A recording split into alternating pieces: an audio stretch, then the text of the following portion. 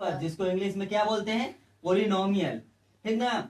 बहुपद का मतलब क्या होता है, बहुपद का मतलब होता है बहुत सारे पद। बहुपद का मतलब क्या होता है, बहुत सारे पद। तो जैसे इसमें क्या होता है कि रैखिक बहुपद होता है, द्विघात बहुपद होता है, त्रिघात बहुपद होता है ना।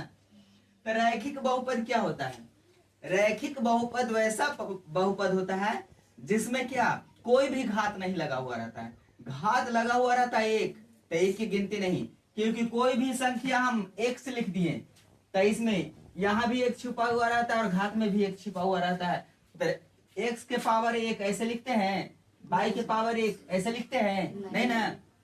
तो जिस पर घात एक रहता है उसे क्या कहते हैं, रैखिक बहुपद। देखिए यहाँ एक है ना छिपा हुआ, यहाँ एक छिपा हुआ है, तो उसे शो नहीं करते, दिखाते नहीं, लिखते नहीं है। तो ये कौन सा है बहुपद, रैखिक बहुपद है।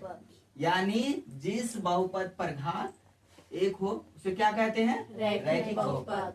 अब द्विघात, द्वि का मतलब होता है दो, द्वि का मतलब होता है दो। द्विघात बहुपद किसे कहते हैं, तो जिस बहुपद में घात कितना हो, दो, कितना हो, दो हो, उसे द्विघात बहुपद कहते हैं। त्रिघात, त्रिघात का मतलब होता है तीन, त्रिघात का मतलब तीन।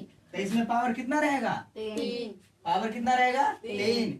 यानी जिस बहुपद में घात तीन हो उसे क्या कहते हैं, त्रिघात बहुपद। अब देखिए इसी में पढ़ना है, इतना तक में कोई दिक्कत है नहीं ना।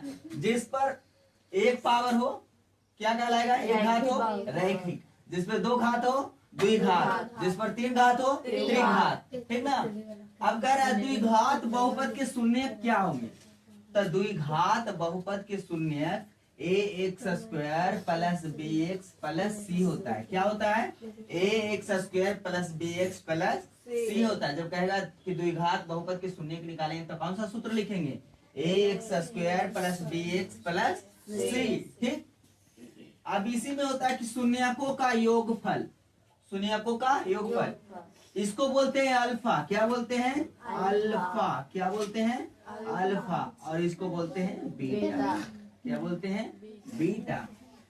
तो शून्यकों का योगफल यानी अल्फा प्लस बीटा, इसमें क्या है, शून्यक ना है जी, तब ना कह रहा है कि शून्यकों का योगफल।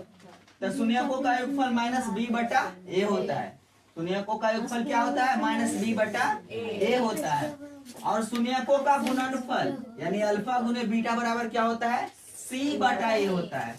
क्या होता है, सी बटा ए होता है, ठीक ना। याद रखिएगा शून्यकों का योगफल बराबर होता है माइनस बी बटा ए और शून्यकों का गुणनफल होता है सी बटा